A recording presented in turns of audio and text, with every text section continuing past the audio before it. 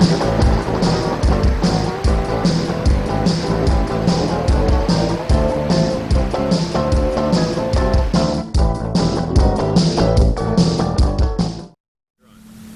are here today at the project site of North Shore at Mandalay, which is at the corner of 5th Street and Harbor Boulevard, and it is formerly the site of J&J Oil Disposal Company, and it became a toxic waste site and is now scheduled for residential development.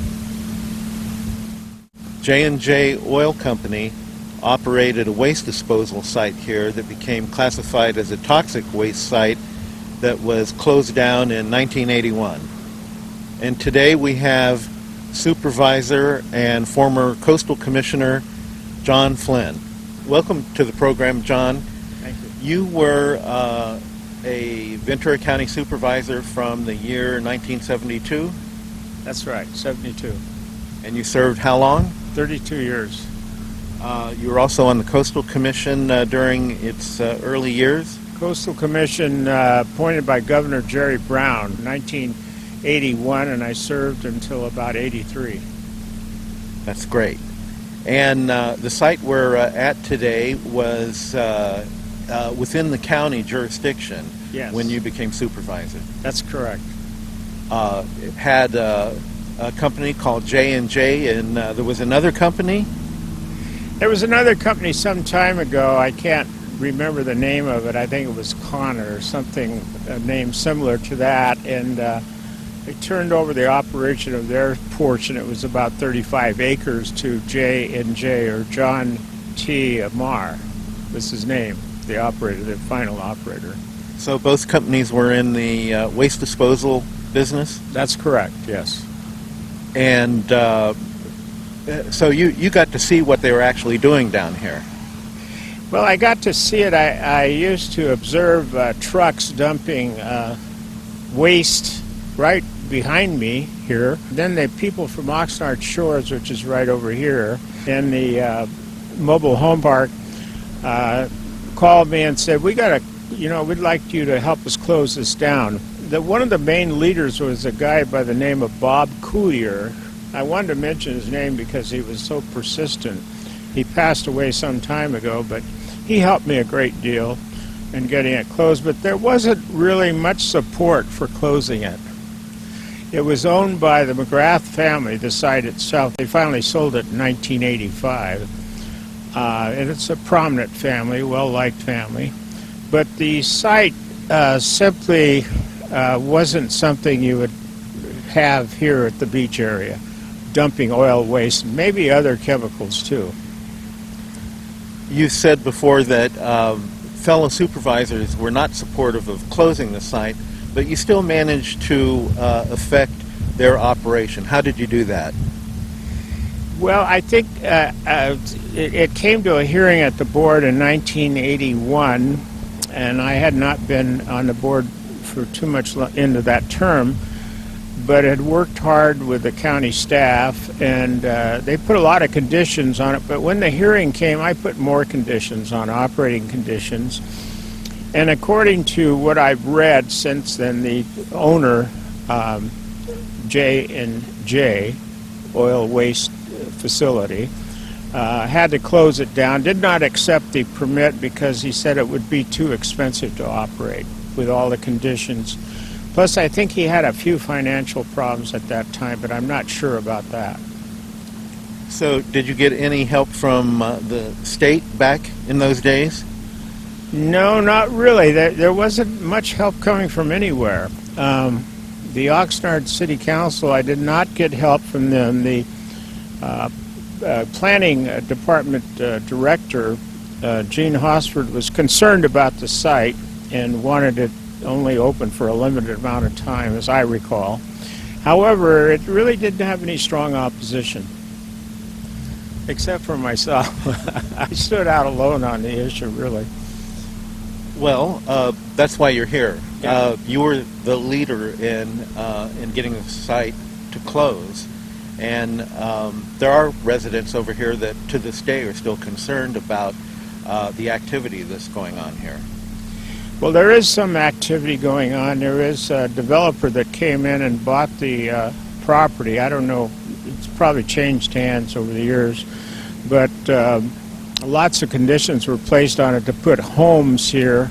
I'm not sure that's ever been a very good idea, but however, they did take out a lot of waste.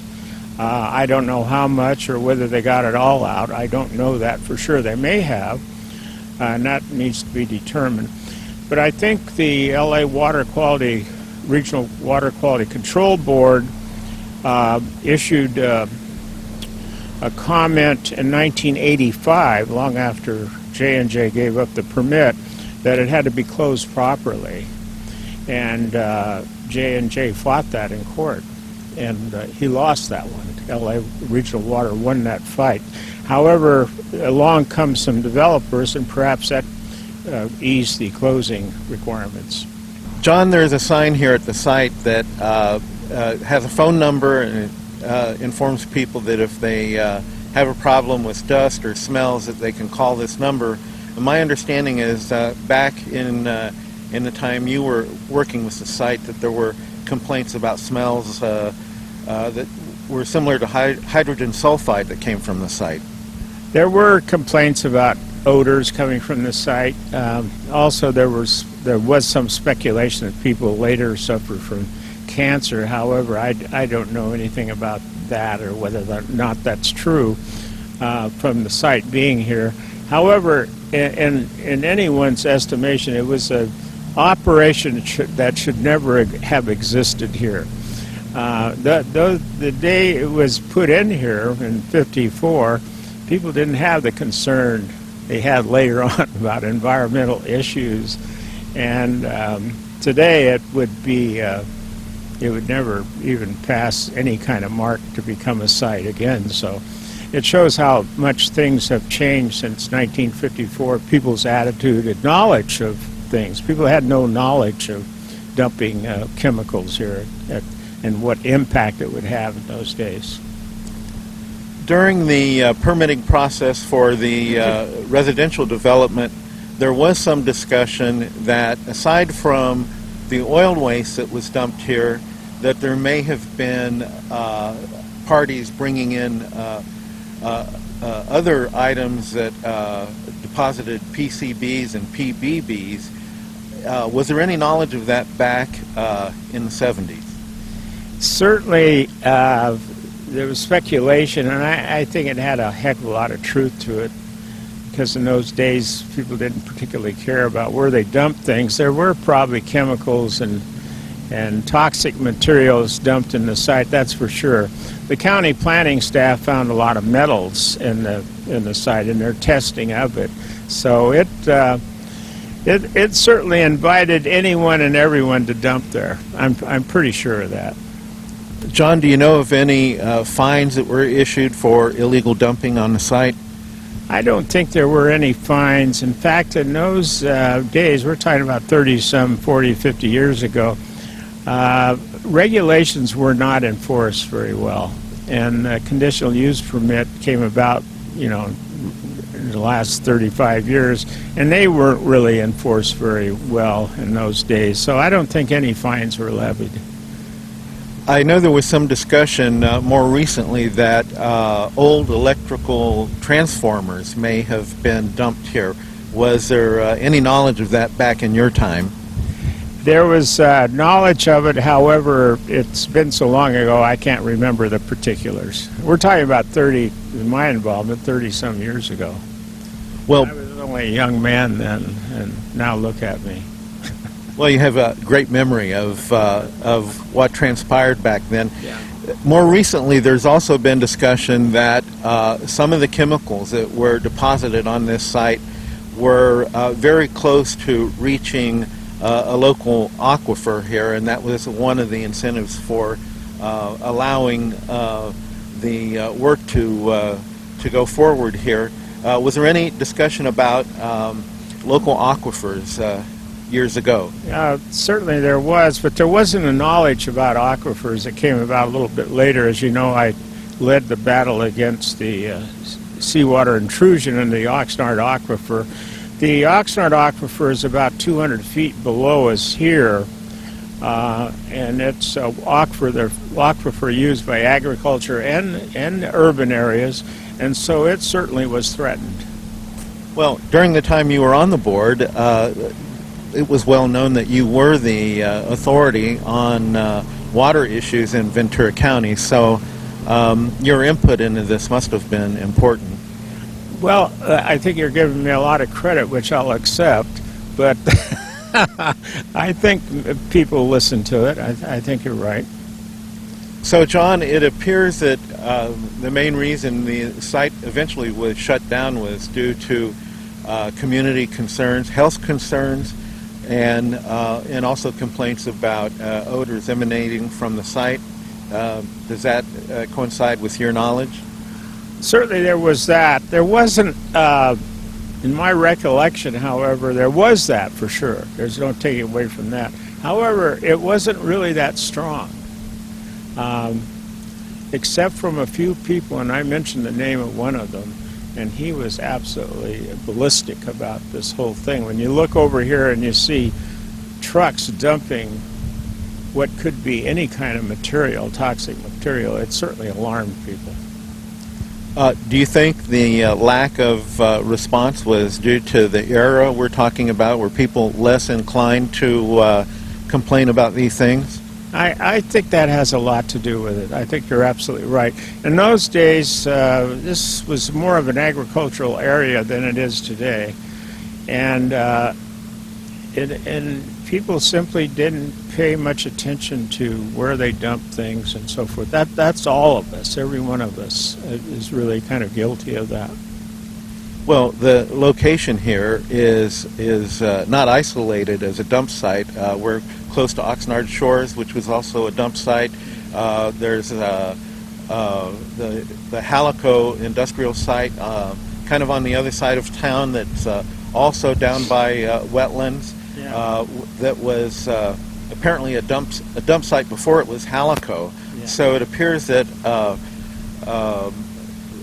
sand dunes and wetlands were not really valued in those days. That's correct. I would agree with that. Plus, Oxnard seemed to be a dumping ground for the entire county, too. There are a lot of dumps here. We'll call them dumps now. They're called landfills, sanitary landfills today, but there really were dumps. Everything went into them, starting from here and going up into where the Oxnard Golf Course is today. That was all a dump at one time. John, this site is now being called North Shore. It's a residential development. And even though it was a toxic waste site, yes, it was annexed into the city of Oxnard, yeah, so that this project could be approved. And doesn't that seem unusual that a city would annex a toxic waste site to deal with those kind of problems? It does seem very unusual. Of course, they did it some time ago. However, today, for a purchaser of a home here, I would be very reluctant to buy a home on this site, even though there would have been and there has been a good effort to clean out the dirty stuff. I made a presentation at the board that probably lasted an hour. I was pretty well prepared on the issue. And what did you say to the board? I asked the board to shut it down. The board was reluctant to do so, as it is to shut any landfill down. It's always, controversial, at least today it is. But putting conditions on certainly made it financially not a good investment. John Flynn, you were a supervisor how many years? 32 years. 32 years. I think that's the record in Ventura, isn't it? Tied for the record. The other 32-year person was, his last name was Clark. He was from Ojai. Well, John, you've been recognized as a coastal hero for your time on the Coastal Commission, one of the state's leading experts on water and water quality, and you served 32 years on the Board of Supervisors. many of us want to thank you for your service, which has been outstanding. Everyone knows that you're a great county supervisor, and you had an effect on shutting this place down before it got much worse. So we all thank you. Thank you very much for the interview, and thanks for your nice comments.